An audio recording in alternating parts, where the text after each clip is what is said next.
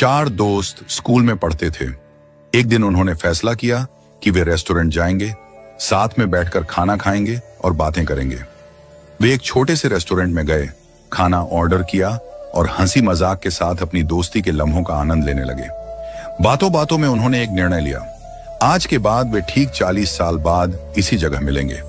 वे तब तक अपने अपने करियर में व्यस्त रहेंगे और सफलता हासिल करेंगे। शर्त यह थी कि जो सबसे देर से पहुंचेगा वही पूरे खाने का बिल चुकाएगा। समय बीतता गया। चारों दोस्त अपनी अपनी जिंदगी में आगे बढ़ गए।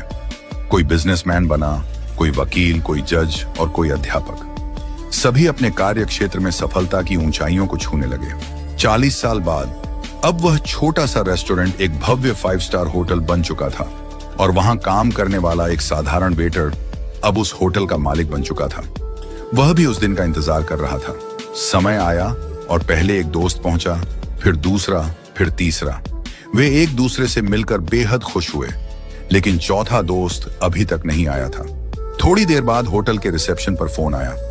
होटल मालिक ने फोन उठाया और कहा, आपके चौथे मित्र ने कहा है कि आप लोग खाना शुरू कर दीजिए, वह बस आने ही वाले हैं। तीनों ने सोचा कि शायद वह किसी काम में फंस गया होगा और सबसे देर से आने वाला वही होगा। उन्होंने भोजन किया, पुरानी यादें ताजा की, अपनी अपनी जिंदगी के अनुभव बांटे। काफी देर बीत गई, लेकिन चौथा दोस्त नहीं आया।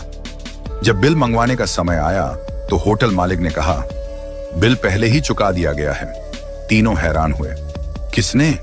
होटल मालिक ने जवाब दिया, आपके मित्र ने। थोड़ी देर बाद जब वे जाने लगे तभी होटल के बाहर एक सरकारी गाड़ी आकर रुकी। गाड़ी से शहर के कलेक्टर उतरे। कलेक्टर ने तीनों दोस्तों के पैर छुए और कहा, अंकल नमस्ते। तीनों हैरान रह गए। ये कौन है और हमारे पैर क्यों छू रहा है? कलेक्टर ने नम आंखों से कहा, मैं आपके चौथे मित्र का बेटा हूं। तीनों अवाक रह गए।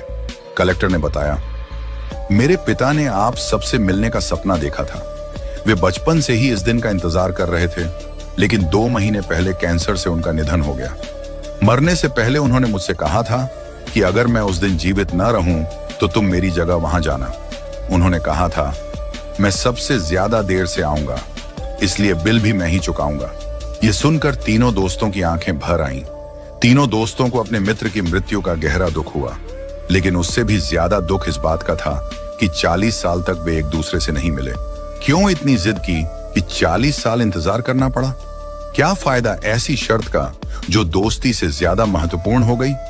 आज हम भी अपनी जिंदगी में यही गलती कर रहे हैं। हम अपने परिवार, रिश्तेदारों और दोस्तों से मिलने का समय नहीं निकालते।